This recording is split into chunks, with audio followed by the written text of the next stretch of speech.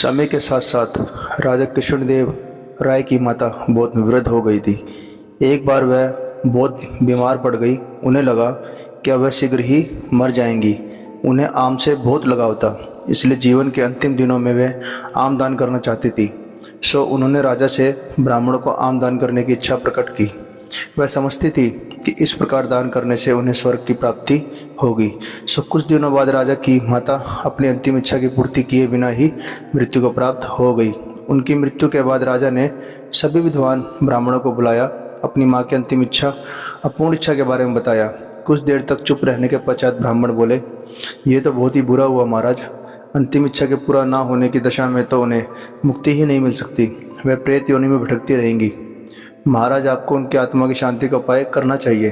तब महाराज ने उनसे अपनी माता की अंतिम इच्छा की पूर्ति का उपाय पूछा। ब्राह्मण बोले, उनकी आत्मा की शांति के लिए आपको उनकी पुण्यतिथि पर सोने के आमों को दान करना पड़ेगा। अतः राजा ने माँ की पुण्यतिथि पर कुछ ब्राह्मणों को भोजन के लिए बुलाया और प्रत्येक को सोने के बने आम दान में दिए। जब तेनाली राम को यह पता चला तो वह तुरंत समझ गया कि ब्राह्मण लोग राजा की सरलता तथा भोलेपन का फायदा उठा रहे हैं। सो उसने ब्राह्मणों को पाठ पढ़ाने की योजना बनाई। अगले दिन तेनालीराम ने ब्राह्मणों को निमंत्रण पत्र भेजा। उसमें लिखा था कि तेनालीराम भी अपनी माता की पुण्यतिथि पर दान करना चाहता है, क्योंकि वह भी अपनी एक अधूरी इच्छा लेकर मरी थी। जब उसे पता चला कि उसकी माँ की अंतिम इच्छा पूरी ना होने के कारण प्रेत योनि में भटक रही होगी, वह बहुत दुखी है और चाहता है कि जल्दी उसकी माँ की आत्मा को शांति मिले। ब्राह्मणों ने सोचा, तेनालीराम के घर भी बहुत अधिक दान मिलेगा, क्योंकि वह एक शाही विदूषक है। सभी ब्राह्मण निश्चित दिन तेनालीराम के घर पहुंच गए। ब्राह्मणों को स्वादिष्ट भोजन परोसा गया। भोजन करने के पश्चात सभी दान मिलने की प्रतीक्षा करने लगे।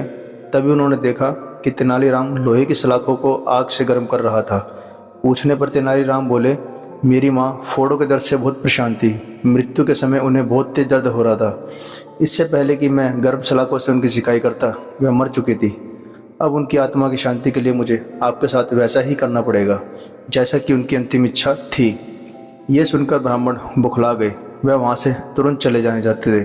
वह गुस्से में तेनालीराम से बोले कि हमें गर्म सलाखों के दागने पर तुम्हारी माँ की आत्मा को शांति नहीं मिलेगी।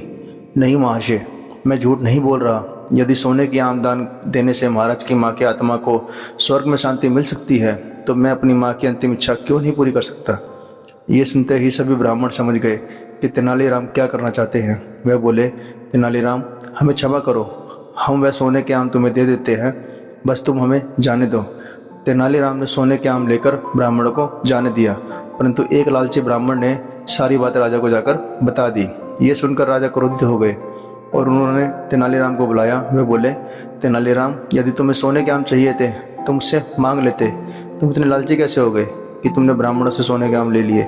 महाराज, मैं लालची नहीं हूँ, अपितु मैं तो उनकी लालच की प्रवृत्ति को रोक रहा था। यदि वे अपनी माँ की पुण्यतिथि पर सोने के आम ग्रहण कर सकते हैं, तो मेरी माँ की पुण्यतिथि पर लोहे की गर्म सलाखें क्यों नहीं झेल सकते। राजा तेनालीराम की बातों को अर्थ समझ गए। उन्होंने ब्राह्मणों को बुलाया और उन्हें भविष्य में लालच त्यागने को कहा। आपको ये कहानी कैसी लगी? अगर आपको ये कहानी अच्छी लगे तो कृपया लाइक और सब्सक्राइब करें।